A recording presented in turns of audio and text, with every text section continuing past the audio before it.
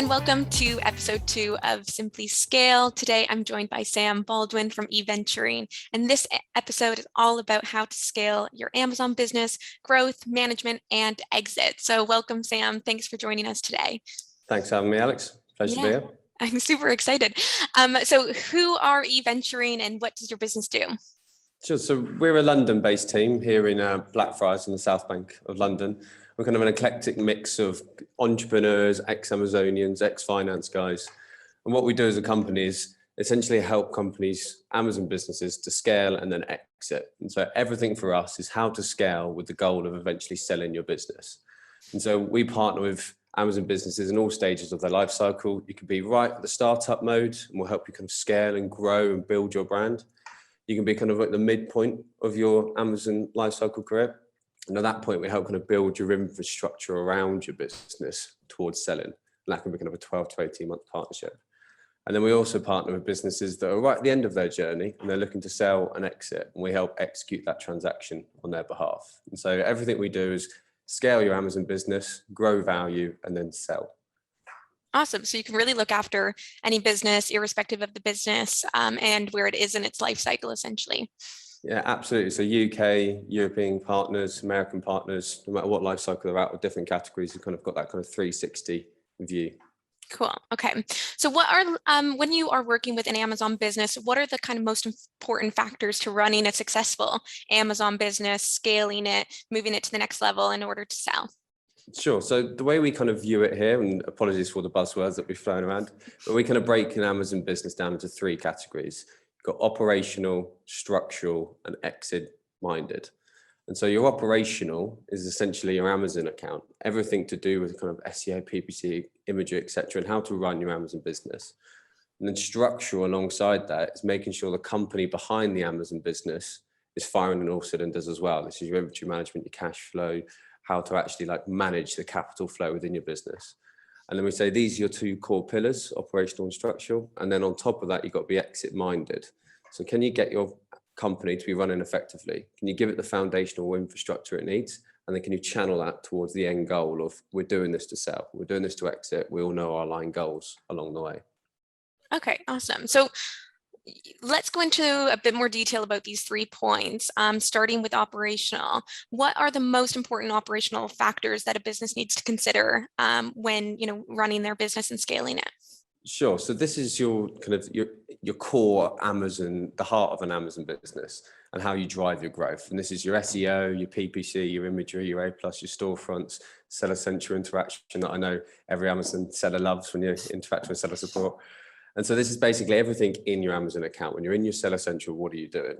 And if there's a million different strategies and techniques that you can take, but in just some like headline ones that we always try and steer people towards is one is concentration of time in your Amazon account. That it's much better. It's somewhat a winner takes all strategy on Amazon. And so it's much better to concentrate and perfect a small number of products than it is to just have a mediocre 1,000 of SKUs. And so really about that concentration of time, and it's better to perfect absolutely everything and on a smaller number than it is to kind of be that mediocre across a wider range. And it also helps with the buyers. You want a kind of small, concise pool. So you're setting up PPC campaigns, perfect it. Don't set up a million of them, perfect a smaller number. When you're doing your SEO keyword research, don't just try and bash it all out off 200 products in a day. Really take your time on each one and check for conversion, etc., and make sure it's perfect. And so that kind of concentration of time, perfection, like winner takes all strategy, definitely want to do. And then alongside that is kind of consistency alongside that. So it's quite easy when you're checking your Seller Central app and your sales are up one day, down the next day, and they're up and down and up and down. On the up day, you can double down on one idea, and then on the down day, you chop and change straight away. It's just to have the kind of patience and oversight to get I've thought the strategy through, I've perfected it, I've put it in place. I'm now going to wait for like a month at least of data to then come back and review it.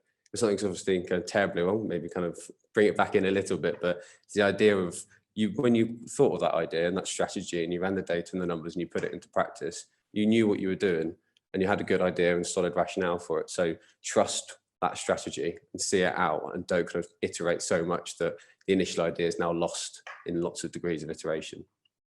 Okay, so kind of going for quality over quantity for, yeah, the first bit that you were speaking about, and then secondly, really trying to focus and yeah, kind of set a strategy and roll with it going forward. Yeah, absolutely. And use softwares now. I mean, there's brilliant softwares out there that allow you to be really sophisticated, and they're better than you'd be able to operate because it's all this machine learning, data-driven process. I mean, advertising particularly, you've got things like Solozo or Perpetua that allow you to flip your own time, but it's just this perfect machine. You still input all your strategies, and you have that manual input to begin with, what's your target, what's your cost, etc. There's really sophisticated tools out there to be able to use that to allow you to be perfect on the data side of things. Awesome. I know this kind of goes a bit off piece, but what would you say in terms of picking your products? Because you mentioned, going for those key, like, only a small number of SKUs, for example. What would you say? Would you go for high volume of sales with minimal margins, or would you go for larger margins and, maybe a little bit lower volume of sales? Margin is everything. So I'm a bit of a buzzkill in the office when people are saying an account's grown and it's 2x in the last 3 months. And it's like, but that's top line, what's bottom line? So everything, in my opinion, is margin. I'm sure we'll come on to it, but it's essentially if you're building top line revenue in a company and you've got a high volume, low margin business, you've got a lot of work to do and you've not got much margin forever. And so you see costs come up, freight forwarding costs go up, and suddenly your 10% is minus 10% because your cost swing was 20%. And if you're doing £2 or £3 million of revenue, you're suddenly in the red quite significantly with a high volume, low margin one. So if every Amazon business is different, every market's different. Some things you are just competing on price points and it's somewhat a race to the bottom where there's no like brand component, but where you can, margin over bottom line, not top line all the time. Okay, awesome. Thanks for that. So looping back in, so you covered the second pillar was the structural factors. How does this marry up with the operational factors? Sure. So this essentially structural is what allows you to do your operational growth, fun, marketing pushes unimpeded. And so it's your foundations for your business.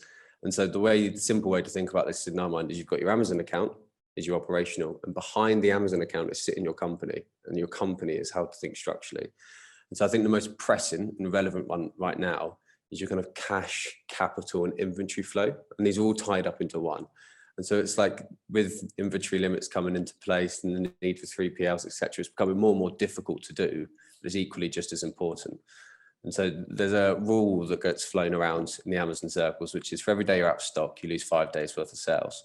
And so it's really important, as well as all the actual ranking loss, profit loss, etc., that comes with it. So it's really important you stay in stock, and quite difficult. And so I think the most important thing you can do structurally is to understand what's your cash position, what's your inventory position, forward forecast what inventory you're required, how much is that going to cost you, and then web that into your cash flow. And so just map out over the next 12 months, what's my current sales velocity, what's my lead times, give myself a nice buffer to make sure I'm very comfortable if the shipment gets delayed by 2 weeks, you're not panicking. And then after you've done all that, you'll just be able to clearly see and map out, okay, this is what my cash outgoings are going to be. This way I'll stay in stock and inventory. And then you also know, like, okay, how quickly can I grow? If I play around with that sheet and I times everything by 2 in terms of sales, you're suddenly in a kind of cash trap where you suddenly can't keep up with yourself. And so it's knowing how quickly you can run, what financing options might allow you to run quicker, really basically just understanding, okay, cash, capital, inventory wise, what do I need to do? And it's just taking the time to sit down and map that out over a 12-month period and then stay on the top of that as well. So I think that's probably the most impressive one anyway, is that cash, capital, inventory flow. And then profitability is a big one. And I know we found it very hard to self and still do to a degree to this day, is that an Amazon business, to know what your profitability is. I think a lot of Amazon companies don't actually know their true profitability. And this is understandable because the kind of matrix of webs that Amazon give you on Set Essential means you've got to pull certain different reports, and then branders don't come through, and it's trying to thread that all together can be difficult. And I think a lot of people just revert to tracking their income based on the disbursements from Amazon, which isn't actually your company P&L. And so it's basically to really understand on a market by market level, on a product by product level, on a product by market level, what is your profitability? Because it's all great doing top line, but are we making money? Which lines are profitable, which aren't? The ones that aren't, are they worth continuing with or not? And actually mapping that out. And a great tool we'd recommend for that is Sellerboard. And you can get that fed in. It's really cheap to sign up, and you can actually just get all of your detailed P&L. And it will, I think a lot of sellers, when they first come onto that, it kind of opens their eyes in terms of, oh, I thought that was my hero product. This is my hero product, and this is what's changed over time. And you can really map that out and see, like, okay, I've got my set of century up to my top line, but like, what's my bottom line? What are all those line items within that? And really double down on those specific products. So how often should you be looking at profit and loss, like on each product, for example? Are you looking at it, daily? Are you looking at it monthly, quarterly? How often should sellers be looking at this and reviewing their profit? Sure. So I think you spend a lot of time on it infrequently, but make sure you do in the initial outset. So if you haven't done it to date, spend a lot of time just mapping it all out in your minds, or when you're coming to launch a new product or a new market, spend a lot of time mapping it out. And then after that, it's just monthly reviews. So, right, this is what my profitability was last month. Then you're back into the operational, back into the day-to-day, back into the supply chain, logistics, etc. And then at the end of the month, you review. And then that month is quite a nice time to be able to, okay, I've had a review, I know how to change course correct, and then go again, and you've had the monthly review. And then alongside that, recommending kind of like how we operate is kind of these quarterly big reviews as well. And so you thread it all in together, and you've taken a step out, and you've been like, what was my objectives for this business? What am I trying to achieve? What's the valuation? How am I growing it? What am I like in compared to that? Because you can get lost in constantly reviewing, but I think it's good to have it in there in place, and then just have these monthly course corrections ones where you're constantly aware of what's going on, not letting anything get away from you. And then every quarter, a full review about where am I sitting in within the context of my overarching objectives. Okay, awesome. So linking this back to, we have those two pillars set in stone now, and then it's all kind of leading a business essentially to be bought out or to exit. And so what does it mean to be exit minded, and how can you prepare your business for exit? I guess getting your profit on each product does help feed into this. What else does a business need to do? Sure. So it's first of all, it's really exciting that there's been an explosion of capital and loads of liquid capital thrown into this market. And I'm sure sellers might have had knocks on the door from different aggregators coming their way saying, are you interested to sell? And it's quite a nice thing that you can have an idea, start the idea, grow a company, and then actually exit it. I think in previous days, you've grown it, it's great, it's a cash income, you might wind it down eventually. But this is like, no, you can have your exit. It's almost that kind of validation of, I've been doing this for the right reason, I've grown, I made a thing. Like, it's quite a nice component. But with that comes the fact that there's a buyer, and the buyer's on the other end of this, and they're going to have to spend money to buy your business. And so you've got to make it as attractive as you can to them. And so I think the first most important thing is to make sure you've secured all your quality development. So have you got a trademark? Is your branding strong? Your reviews and your ratings and your listings are all perfect? Kind of the soft elements with this. So trademarks, listings, reviews, ratings, etc. Then you've got your quantitative elements. And this is your total revenue, your COGS, your profit, your margin, like the hard facts that you can't, there's no argument with these. This is my trailing 12-month P&L, and this is how strong we are financially. But then I think the third one, which is probably most important and often overlooked, is like the sellability of this. And so you might have all the qualitative elements really sound, really strong quantitative elements, but it's going to be very difficult to run this company. And so, I mean, what often happens when we're going through an exit process is entrepreneurs by instinct and by their nature are just very hard working. And so they'll be finding lots of different new avenues to push down and new things to do. And then you'll speak to the aggregator and they'll be like, yeah, I work 18 hours a day on this business and I've found all these different avenues and these different things and I'm doing all this because they're just really hard working by nature. But then the buyer's looking at that and going, I've now got to do all of that. I would much prefer if you just softwared and automated this all out and I had half an hour a day I had to do on it instead. And so it's just kind of really viewing it from what do they want? And so a couple of examples of this, for example, is new international markets or websites or eBay, for example, where if you're doing all of your revenue in one market with 10 products and you're doing £1 million revenue across these 10 products, that's a really great business because you're in one market doing only 10 products. And so each product's got a good skew to revenue ratio. Whereas if you then decided you wanted to launch another 90 products on top and you wanted to launch in the US, Europe, some of the Asia Pacific markets, and you're going to put some products onto eBay and Shopify, and you only added £500,000 into your revenue, you might find it harder to sell that company than beforehand, because you've now added the work requirements onto the company significantly, but you haven't actually generated a return. And so it's great to launch international markets. It's great to launch new products, provided they bring the revenue with it. And so if eBay's 5-10% of your business, it's probably a detriment. If it's 30-40 and it comes from eBay website, for example, it might be viewed as a positive because it's now got a bit of diversification. But it's essentially like, how long is this going to take to manage this business, and how clean and streamlined is it? Similar, like how many manufacturers have you got? You've got 7 manufacturers all sending different products. You then fulfill them in the UK and send them out, or is it one manufacturer, goes to a 3PL and goes straight into Amazon? So it's essentially just like the cleanness of the business, your standard operating practices. So how easy is this going to be to pick up, manage, and run? If you make sure you've got all your compliance all sorted, everything's clean and secure, so that when the buyer comes in, they can just, I fully understand this business. There's these touch points, they're all very low touch, and I can now pick it up and run with it. So yeah, it's the qualitative elements, the quantitative elements, but then also just imagine being someone completely new coming in to run this.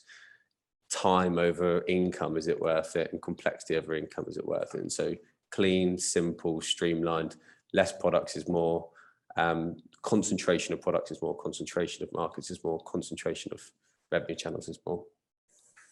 Got it. So, okay, that was a lot of really valuable information, and I think quite cool and interesting to hear that, diversification might not be the best route for every business, unless, it is generating a lot of revenue, if you're looking to exit. So it's quite interesting to hear. And it changed as well. It wasn't like that. That was our buzzword. Yeah, diversify was everything, because Amazon might take down a list and say you want to be diversified, where it's going to be the sea change of the last 6 months. Whereas if you're an aggregator like Thrasio and you've already got hundreds of high-powered SKUs, if you add one more, it's already diversified. And so they're just saying, no, concentration of time, revenue to SKU ratio. So it has been this shift, and it's kind of not instinctive either. Yeah, that's really interesting to hear. Okay, and obviously, like you said, there are loads of new aggregators popping up every single day. There's a new one. It feels like. So how do you know who to sell to, when to sell? Yeah, where do you even start when you're looking, to be exit minded? Where are you going to? Where are you starting? So in terms of where to sell, there's 50 plus or more aggregators coming to the scene, as you say, new ones popping up left, right, and centre. There's so much capital being thrown into the market, which is great for the seller's perspective, but because there's now all this capital waiting for them. But you start by saying there's quite a lot, and then you break down each one of those purviews, and each one has got different criteria for what they're looking for. Some might be UK businesses, some might be European business, some might be US, some might be agnostic about markets. It might be we only look at certain categories, we don't like electronics, or whatever it may be. We're really interested in this category or this category over the other one. Or it might even be number of products, or it might be the scale of it. Like we're looking to make acquisitions in the range of X and Y, and some or Y and Z, for example. And so when you nail it down, there's 50, but it's knowing which of, well, more than 50, but there's knowing which one is right for you. And then you shorten it down, you might have a short list of a dozen or so that's perfect for you. And so when it comes to kind of where to go, this is where I'm probably slightly biased on this one, but I think it's always good to partner with people such as us, to then come in and actually be able to say, okay, this is your business. These are all the aggregators. We've mapped out their criteria for you. These are the dozen or so where we should go. And so that's when it comes to where to go. In terms of when, I think it's always a good starting point just to find out where you are now. Like, where are you? What life cycle, what stage of the life cycle are you in? What's your company valuation now if you try to sell? And then come in and be like, what are your objectives? What do you want to achieve with this? Timeline? Is it a timeline? I'm going to sell at this, and then okay, we'll reverse engineer from there. Or is it, I need a figure? This is the number I've got in my head. I don't care how long it takes, I'm getting there. And so I think the first thing to do is to start thinking about it, start mapping all this out and researching and think about your own objectives. But then also, where you can, just reach out to a company like ours or someone else and just actually find out, where am I, by the way? Like, how do I fit in this world? How would I go about an exit? These are my objectives. Am I near them? Am I far away? What would I need to do between now and then? and just start that conversation. Because the sooner you start, the better you are able to kind of tailor the business and your plans and objectives accordingly, as opposed to getting to the day and saying, I'm selling. Like, oh, I wish 9 months ago you didn't do this and you did this instead, because you now know that they don't like that, or whatever it may be. So it's just start thinking about it as soon as you can. I mean, almost before even if you're starting an Amazon business, think about it right at the start. So just have it in the head and speak to as many people as you can.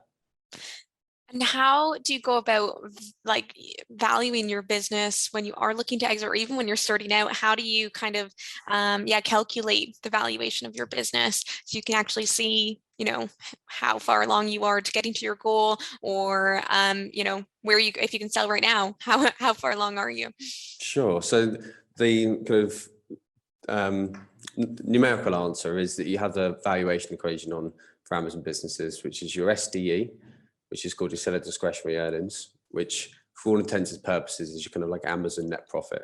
So it's your company net profit plus add backs, which are things, a one-off cost that won't be carried over to the buyer, or you had a legal fee that had to come in and fix one day, for example. So kind of, for all intents and purposes, it's your net profit times a multiplier plus your inventory at cost. And there's different ways you can sell your company. It can be an asset sale or an equity sale, but it's essentially your trailing 12 months profit times a multiplier plus your stock is kind of the cleanest way of describing that. And the interesting takeaway from that is that everything's through the lens of your trailing 12 months. And so we say at a minimum, you kind of want to know that you wanted to sell at least 12 months in advance. But the easy way for it is we have a valuation tool, for example, on our website, where you input all the different variables. It comes onto our site. We run the formulas on it, and you can have a valuation straight away. So if someone is looking for a valuation, the website's www.eventuring.co.uk, and you can just get your valuation straight there for you. But the valuation, there's different nuances to it I can go into, but it's essentially a trailing profit times a multiplier plus your inventory. And that multiplier is what we talked about just before about saleability, qualitative, quantitative, like how strong is your business defines the multiplier. Okay, awesome. So I think that tool would be really useful for a lot of people, even if you're just like not even thinking about exiting right now, but even just trialing, seeing how much your business is worth. Because there's so many different aggregators out there looking to buy up businesses, and it could be just quite interesting for you to have a listener to go have a look. Yeah, absolutely. And see. Yeah, it's just exactly, even if you're not thinking about it right now, just good to know where you're at, and it's all free of charge to just come on and run the valuation tool and say where you're at in your life cycle. Awesome. So what sets a successful Amazon business aside from the rest of the Amazon businesses? That's a good question. Well, I think like we were saying before, and less is more often, and that applies in a number of fronts. And so it's much better, quality over quantity, quality over quantity. And so that applies on your kind of operational campaign level and your products that you're driving and what you want to do. It's like find a market, be number one. And that also applies in terms of when it comes to sell, like less skewed, like if the same company with the same numbers, same like revenue, if you only have one market, one product, for example, it's much stronger. And so less is more there, and just simplicity. And then I said, it's probably just planning and being aware of the data and kind of being data driven where you can. So know your P&L, know how much profit I'm making on all these products in each different market. Know your overall profitability, product by product, market by market. And then also know, okay, so how much stock do I have? Forward forecasting, how much am I going to need? What's that going to require cash wise? Am I profitable enough to make sure that's happening? And if not, what do I need to change? And just really constantly have that bird's eye view of the mapping of, okay, like I can grow this Amazon business. I'm really good. I've got all the ideas for it, but just don't let all these things come in the way in terms of inventory, cash flow, running out of stock, etc. And then consistency alongside that. So simplicity, data driven, and then be consistent with your approach. And the kind of amount you can compound over time from just staying in stock, running an effective campaign and setting all of it correctly from the start, you'll be surprised at just how well you can do with that kind of consistent compound effect. Okay. So really looking long term and trying to pace yourself through it, not trying to just look for the immediate gains, looking for those long-term gains as well. So I guess looking backwards at like the last few years, you've kind of mentioned over this as we've been chatting that it's kind of changed over the past, what we used to think, now what we're thinking due to the landscape. So what's changed changed in the market, the industry over the last few years? What do you think it's important to kind of raise to people to start thinking about? So I think one thing is demand's up, everything's shifting, it's kind of from the high street into e-commerce, and kind of COVID only exacerbated that. And so it's a great time to be in this world. But alongside that, it is getting more complicated as well. And you have to be slightly more sophisticated with your practices. More competition coming into the market, more sellers every day, a lot of people coming in with a lot of capital. So you are going to have to, the opportunity's there, but you have to play the game correctly. You add that inventory limits, for example. The amount of planning, and it's kind of at the forefront of everyone's mind. You've really got to pay attention, because it's very difficult to stay in stock across a range of international markets and a range of products. And it's also so important. And so you've now got these inventory restrictions tightened. Okay, what is your IPI score? How do you focus on your IPI score? How am I going to increase that? Okay, replenish stock, small amounts and frequently. And then what do I need for a 3PL, and plan that out, etc. Advertising, get more sophisticated with different softwares and tools that's coming in. Brexit for us here in the UK, and I know you SimplyVat, you guys kind of everything's EU VAT. And so it's about going to sell internationally now. I've got to make sure I know international tax and compliance and regulation, etc. So opportunity is massive. It's just getting slightly more complicated to do. But if you can navigate that, kind of partner with the right people and work your way through it, the opportunity is brilliant. And then I say the other big change is just the amount of capital and money that's coming in to buy Amazon businesses. It's the biggest sellers market I've ever seen. And you can now actually sell your business, and you get really good prices for it. And in terms of when you're selling, the multiples, especially at the top end, just going up and up and up at the minute. And so what was like a 3x is a great deal. It's now kind of 5x. It's brilliant. That's understood.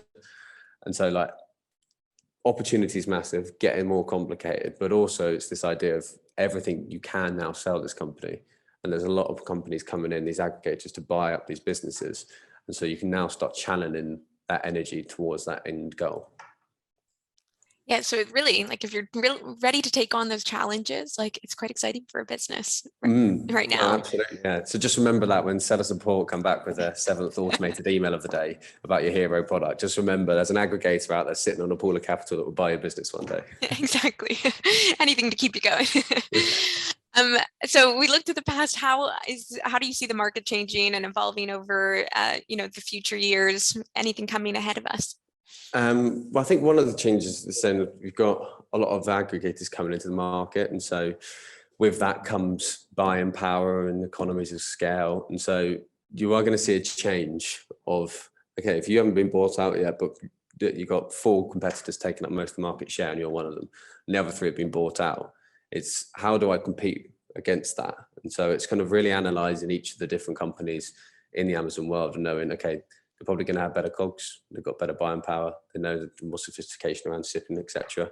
But okay, they've private equity minded capital base, but okay, can I outcompete them on Amazon? Do they know the latest SEO update or the PPC campaign type that I can run? And how's that going to work? And kind of doubling down as this world gets more and more sophisticated and more capital comes into it, doubling down on like, okay, what am I really good at? Okay, I've got my product is perfect. Okay, and so I know that I can outcompete on this product against anything else, and I'll double down there. Or it might be that, you know what, I'm a real kind of wizard when it comes to the kind of ads and SEO, so I'm going to double down there, and they might beat me on COGS and they might have that, but they will no way beat me on my campaign structure, so I'm going to nail that. And so it's, as it evolves and gets more and more complex, more capital comes in, it's just knowing like how to rub shoulders and stay in and kind of double down on your own kind of competitive advantage, as it were. So they have the money, you have the knowledge, you can go out and just kind of compete and play in your own field. Exactly, yeah. Okay, so can you rattle off 5 key things any Amazon business should be doing right at this moment to scale their business and get ready to exit? Top 5 things. Top 5 things, sure. So the inventory, capital, cash planning. If you haven't done it, just sit down and spend a couple of days and just plan out what's my current sales velocity, what's my lead times, when am I going to be running out, how much days remaining do I currently have, when am I going to run out of stock, when am I going to need to reorder, what do I need to reorder now? Just create that flow. And then that alone, I think, is remarkably valuable. And you're planning ahead for 9 months' time, and in 9 months' time, you'll give yourself a pat on the back and say, thanks, I'm glad I did that back then, to solve it all for me now. That's one, the inventory, capital cash flow planning, streamline and double down. And so like quality over quantity, concentrate on your heroes, make your company nice and clean and clear. Know your profitability and focus on your bottom line, number 3 on that one. So focus on your bottom line, not your top line. And this is especially true as you're getting this kind of cost push inflation coming, that all shipping prices are rising, freight's increasing. So don't be afraid to raise your prices. Even if your revenue is going to drop, make sure your margin, your profit's the same. It's much better to turn over £1 million and do 250 grand profit than it is to turn over 5 million quid and do 0. Like profit is everything. And then number 4, I think just know where you are in your journey. Like come speak to someone like us, use the valuation tool and just, okay, where am I? What's my business currently worth? Like if I am going to sell, what's going on? Like, so what's my current value? What's my current profitability? What's my trailing 12? Like where am I in this world and how do I fit? And then what are some of the things I can do? And then number 5, once you've got that understanding of, okay, I've got my inventory cash flow planning, I've streamlined down, I'm focusing on the bottom line, I know where I am. And then sit and go, what are my objectives? Is it timeline? In 18 months, I'm going to sell full stop. Or is it, okay, when I hit £1.5 million valuation, I'm going to sell, whatever that may be. Understand your objectives within that context of 1 to 4, and then make a plan, like make a business plan. How am I going to execute that and get to my goals? And then just keep that in your head. And I think as you then just go through, naturally the rhythm comes in, you've got that at the forefront of your mind. And so every decision you make through the lens of, here's where I am, here's my objective, will that help me get to my objective? Yes, no, yes, great, no, move to the next one. So I think that's essentially it, just capital planning, streamlining, bottom line, then know where you are and create an objective plan for where you want to be. Awesome. And I guess my final question to you is really, when do you think is a good time to get an external business to support you to exit, or even to support you to scale a business, someone like yourselves to kind of help you on your journey, on your business journey? I think just straight away. I think even if you're not ready to sell now, or it's not even in your mind, at least just have the conversation and kind of get a gauge of where we are. And so anytime, come speak to a company like ours, even if you're just interested in my valuation, that's all it is. You let me know, then come use the website, use the tool, we'll come back, have a conversation. And it's always great to speak to the people in this sphere. But I think just have the conversation, reach out straight away. And it could be like, yeah, great, I've got a plan. I'd love to partner with someone like yourselves. This is what we do. We're going to scale together for 18 months and this is the goal. Or I'm looking to sell right now. Can you help execute? Or it could just be, I'm interested in a conversation. And so whatever it is, I think just now it's rather than put things off to the next day, it's just have the conversation straight away. Even if it's just exactly that, a conversation. And it's good to kind of get a gauge on where you are. Awesome. Thanks so much for all the valuable information. I think definitely this has helped businesses get their business ready to really exit and sell their business onto maybe a cool new aggregator that's out there. So thank you so much for all the invaluable information you've given, Sam. And yeah, thanks for coming on. Perfect. Well, thanks for having me. Well, that's it for this week's episode of SimplyScale. Be sure to check out our other episodes to get more insight straight from experts on scaling your business to success. Follow us on social media using the tag @SimplyVat for more tips, tricks, and inside info all on e-commerce. Thanks so much and see you next time.